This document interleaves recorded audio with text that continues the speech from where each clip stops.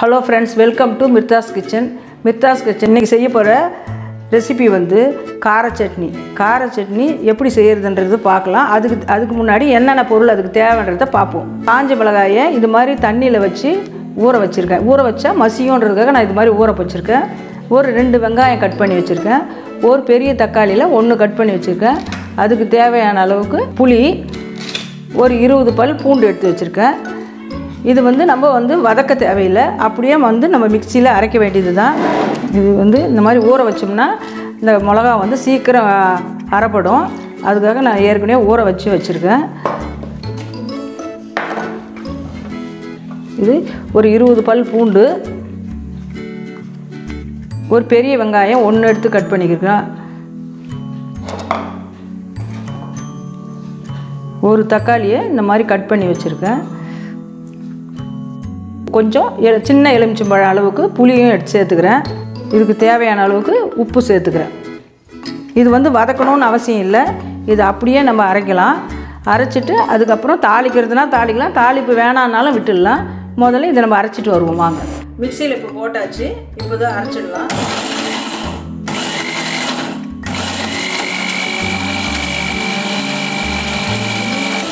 அவ்வளோதாங்க, நம்ம சட்னி அரைச்சாச்சு. இப்போது ஸ்டவ் பற்ற வச்சு ஸ்டவ்வில் கொஞ்சம் நல்லெண்ணெய் விட்டு கடுகு தாளித்து இதை அரைச்ச விழுதை அதில் போட்டு கொஞ்ச நேரம் பச்சை வாசனை போகிற வரைக்கும் வதக்கிடுவோம். வதக்கினதுக்கப்புறம் நம்ம எடுத்து வச்சுக்கணும்னா ஸ்டோர் பண்ணிக்கணும்னா ரொம்ப நாளைக்கு நல்லாயிருக்கும். இப்போ ஸ்டவ் ஆன் பண்ணிக்குவோம். இப்போ வந்து பாத்திரம் சூடாகிடுச்சு. இதில் வந்து ஒரு 50 கிராம் அளவுக்கு நம்ம நல்லெண்ணெயை விட்டுக்கிறோம். எண்ணெய் சூடாகிடுச்சு. 1 ஸ்பூன் அளவுக்கு கடுகு போட்டுக்கிறேன். கடுகு வெடிக்கட்டும்.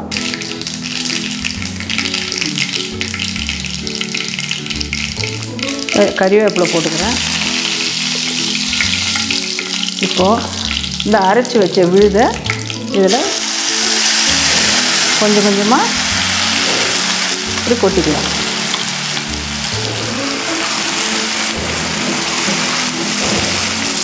இது எண்ணெய் கொஞ்சம் நிறைய தேவைப்படும். ஏன்னா இது வந்து காரமாக இருக்கும் இல்லையா, அந்த காரத்தை கொஞ்சம் குறைக்கிறதுக்காக நம்ம எண்ணெயை சேர்த்துக்கிறோம். அதிகமாக எண்ணெய் ஊற்றி வச்சிட்டோம்னா நிறைய நாள் வரும். இது குறைஞ்சது ஒரு 3 நாளைக்கு கூட வெளியே வைக்கலாம், ஃப்ரிட்ஜ் இல்லாமையே.